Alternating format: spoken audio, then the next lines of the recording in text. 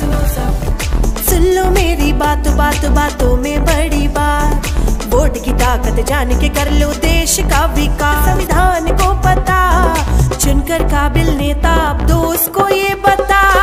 सारे जहां से अच्छा हिंदुस्तान हमारा, सारे जहां से अच्छा हिंदुस्तान हमारा, सारे जहां से अच्छा। आप देख रहे हैं मिल्लत टाइम्स और मैं हूं आपके साथ शम्स तबरेज़ कासमी। मिल्लत टाइम्स हिंदुस्तान के मुख्तलिफ़ सूबों और शहरों से गुज़रते हुए अब हिंदुस्तान के मारूफ शहर लखनऊ में पहुंच गया है। हम इस वक्त लखनऊ रेलवे जंक्शन पर खड़े हुए हैं। आप हमारे पीछे देख सकते हैं लखनऊ स्टेशन है, तारीख़ी इमारत है, लखनवी तर्ज की इमारत झलक रही है। लखनऊ को नवाबों का शहर कहा जाता है। हिंदुस्तान के इलेक्शन की बात अगर करें, इंतखाबात को उठाकर देखें तो सेंटर में कोई भी सरकार अगर बनती है या कोई सरकार ख़त्म होती है, यानी किसी को इक़्तिदार मिलने और किसी से इक़्तिदार ख़त्म होने में सबसे बड़ा किरदार उत्तर प्रदेश का होता है। उत्तर प्रदेश हिंदुस्तान का सबसे बड़ा सूबा है। अगर इसकी आबादी के एतबार किया जाए तो दुनिया का छठा मुल्क बन जाता है। यहाँ लोकसभा की कुल 80 सीटें हैं, जिनका किसी की हुकूमत बनने में या किसी से इक़्तिदार छीनने में नुमायाँ रोल अदा होता है। अब 2019 में उत्तर प्रदेश का फ़ैसला क्या होगा? 2019 में उत्तर प्रदेश में किसकी ज़्यादा सीटें आएगी और किसके लिए उत्तर प्रदेश अपना रास्ता हमवार करेगा? क्योंकि दिल्ली का रास्ता उत्तर प्रदेश और यहाँ की राजधानी लखनऊ से होकर गुज़रता है, इसलिए सेंटर में उसी की सरकार बनेगी जिसको उत्तर प्रदेश का साथ मिलेगा। इस वक्त उत्तर प्रदेश में 3 अलायंस मुतहर्रिक और फ़ाल है। पहला अलायंस जो काफ़ी सरगर्म है वो एसपी बीएसपी का है, जिसमें लोकदल और भी कई लोकल पार्टियां शामिल है। दूसरा अहम अलायंस एनडीए का है। एनडीए में एक दूसरी कोई पार्टी है, उसके अलावा सारे के सारे बीजेपी कैंडिडेट्स हैं। और एक अलायंस कांग्रेस का है, कांग्रेस तन्हा है और 1-2 लोकल या छोटी सी पार्टी उसमें शामिल है। तो ये सहरुखी लड़ाई उत्तर प्रदेश की है। एसपी बीएसपी इत्तेहाद है। ये दोनों यहाँ की रीजनल और इलाकाई पार्टी है। दोनों का असर रसूख और गलबा है। बीजेपी का अपना असर रसूख है। अगर हम 5 साल पहले की बात करें तो 2014 में अगर मरकज़ में बीजेपी की हुकूमत बनी थी या बीजेपी को अक्सरियत आई थी, फुल बहुमत आई थी, तो उसमें सबसे बड़ा किरदार इस उत्तर प्रदेश ने किया था कि लोकसभा की 80 सीटों में से 73 बीजेपी के खाते में चली गई थी। ये तारीख़ का पहला मौका था जब इतनी बड़ी कामयाबी उत्तर प्रदेश में बीजेपी को मिली। सिलसिला यहीं पर नहीं रुका बीजेपी की कामयाबी का, बल्कि 2017 के विधानसभा इलेक्शन में भी बीजेपी ने बाजी मार ली और अक्सरियत से उसकी जीत हो गई और योगी आदित्यनाथ यहाँ के वज़ीर आला बन गए। अब 2019 में उत्तर प्रदेश का मूड क्या है, उत्तर प्रदेश का फ़ैसला क्या होगा, ये देखने वाला होगा, बहुत अहम होगा और काबिल दीद होगा कि आखिर किसकी सरकार बनती है मरकज़ में और उत्तर प्रदेश का फ़ैसला क्या होता है। 80 सीटों में से कितनी सीटें एसपी बीएसपी को मिलती है, कितनी सीटें कांग्रेस को मिलती है और कितनी सीटें एनडीए को मिलती है। जो सर्वे आ रहे हैं, जो चज्जी आ रहे हैं, उसका अगर एतबार किया जाए तो एसपी बीएसपी का इत्तेहाद उत्तर प्रदेश में बहुत ज़्यादा कारगर साबित होगा और 56 सीटें एसपी बीएसपी इत्तेहाद को मिल सकती है, 15-20 सीटें कांग्रेस को मिल सकती है और 15 सीट एनडीए यानी बीजेपी को भी मिल पाएगी। अगर अलायंस कामयाब रहा, ये नज़रिया, ये सर्वे जो बताया जा रहा है, तो कम से कम ये यकीनी है कि इस मरतबा उत्तर प्रदेश में 2014 जैसी सूरत हाल बरकरार नहीं रहेगी जब अपोजिशन का क्लीन स्वीप हो गया था। 73 सीटें बीजेपी को मिल गई, 5 सीटें समाजवादी पार्टी को मिली और वो तमाम 5 कैंडिडेट जो जीते थे एसपी से वो एक ही ख़ानदान के थे, यानी मुलायम ख़ानदान के थे। 2 सीट सिर्फ कांग्रेस को मिली, यानी उनकी ख़ानदानी रवायत बरकरार रही, अमेठी की और राय बरेली की। 2019 का फैसला दिलचस्प होगा, देखने वाला होगा कि क्या होता है। हम जिस शहर यानी लखनऊ में खड़े हैं, यहाँ से लोकसभा का इलेक्शन राजनाथ सिंह लड़ते हैं, उनको सब तबके की हमायत हासिल रहती है और वो जीतते हैं। इसके अलावा उत्तर प्रदेश की सीट जो सुर्खियों में है वो अमेठी है, जहाँ से राहुल गांधी जीतते आ रहे हैं, उनकी ख़ानदानी सीट है। और स्मृति ईरानी मुसलसल उनको टक्कर दे रही है। 2014 में भी स्मृति ईरानी उनके मुकाबले में आई थी। 2019 में भी बीजेपी ने उनको उम्मीदवार बनाया है।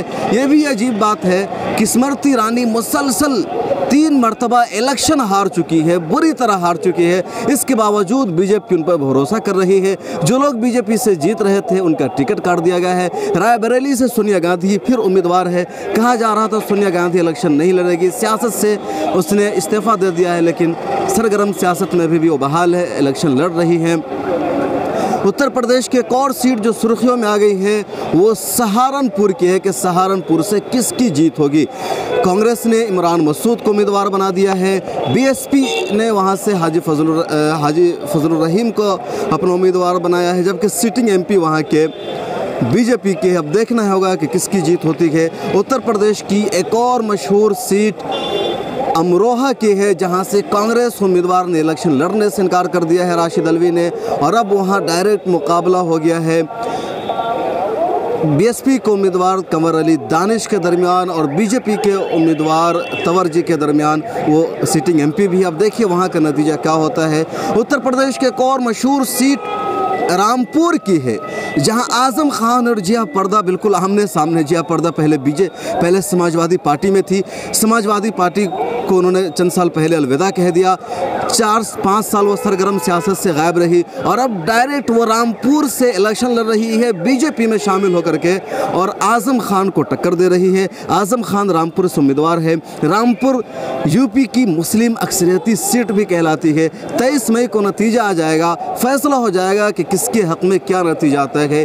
कानपुर से मुरली मनोहर जोशी का बीजेपी ने टिकट काट दिया है, किसी और को दे दिया है। अब देखिए नतीजा कैसा आता है। बहरहाल जो कुछ भी नतीजा होगा, उत्तर प्रदेश का उसमें नुमाया किरदार होगा। उत्तर प्रदेश की सियासत किसी भी हुकूमत के बनाने और बिगाड़ने में कलीदी रोल अदा करेगी, और जिसकी भी हुकूमत बनेगी उत्तर प्रदेश का उसमें खुसूसी किरदार होगा, क्योंकि दिल्ली का रास्ता बिहार से होते हुए उत्तर प्रदेश से गुज़रता है, और ये राजधानी हम लखनऊ में हैं, जहां की जनता का मूड गोलमोल है। कुछ लोग एसपी बीएसपी के साथ हैं, कुछ लोग कांग्रेस के साथ हैं, तो कुछ बीजेपी के साथ है। बीजेपी के जो भक्त हैं, जो बीजेपी के सपोर्टर हैं, वो ब्लाइंड होकर वोट कर रहे हैं। उनका बस यही कहना है कि जीएसटी, नोटबंदी, 15 लाख ना मिलना, रोज़गार का फुकदान, इन सब से कोई प्रॉब्लम नहीं है। हम मोदी को वोट करना चाहते हैं। कुछ लोग तरक्की और विकास को अपना एजेंडा बनाए हुए हैं। उनका कहना है कि विकास पूरे 5 साल में नहीं हुआ, इस नाम पर हम वोट करेंगे। कुछ लोगों का मानना है कि मोदी सरकार ने पाकिस्तान को सबक सिखाया है। Surgical strike, air strike, Balakot attack जैसे मामलों ने मोदी सरकार के, इसलिए उनको वोट मिलेगा। विकास हुआ नहीं हुआ, महंगाई कम हुई नहीं हुई, रोज़गार मिला ना मिला, वो मुद्दा नहीं है, ना उस पर हम वोट डालते हैं। तो इस तरह की बहस चल रही है। नतीजा क्या आएगा, 23 मई को क्या फैसला होगा, ये आने वाला वक्त बताएगा। 11 मई से वोटिंग डाली जा रही, 11 मई से वोटिंग की शुरुआत है। 19 मई को आखिरी वोटिंग होगी कुल 7 मरहलों में। 23 मई को नतीजा आ जाएगा, फैसला हो जाएगा कि बीजेपी हुकूमत बरकरार रहती है या ये हुकूमत ख़त्म हो जाती है, एक नई पार्टी की सरकार बनती है, मोदी वज़ीर आज़म बरकरार रहेंगे, या राहुल गांधी के सर पर ये ताज सजेगा, या किसी और को मौका मिलेगा। आने वाला वक्त बता देगा। वैसे कई लोग वज़ीर आज़म बनने की फहरिस्त में है। अखिलेश यादव का कहना है कि 2019 में उत्तर प्रदेश से हिंदुस्तान को वज़ीर आज़म मिलेगा, और जब वो इस बात करते हैं तो यकीनन वो अपने बाप मुलायम सिंह की बात करते हैं, जो कई सालों से अपने दिल में वज़ीर आज़म बनने की ख्वाहिश बसाए हुए हैं, सोच रहे हैं, लेकिन मौका नहीं मिल रहा है। मायावती भी वज़ीर आज़म बनने का ख्वाब देख रही है। उधर कोलकाता में ममता बनर्जी वज़ीर आज़म बनने का ख्वाब देख रही है। अब देखिए मौका किसको मिलता है। बिहार के नीतीश कुमार ने भी एक मरतबा ये ख्वाब देखा था, सोचा था, लेकिन अब उन्होंने अपना ये दावा वापस ले लिया है। उन्हें अंदाज़ा लग गया है कि हम इस दौड़ में शामिल नहीं हो सकते हैं। कांग्रेसियों ने राहुल गांधी को पहले ही वज़ीर आज़म नामज़द कर रखा है।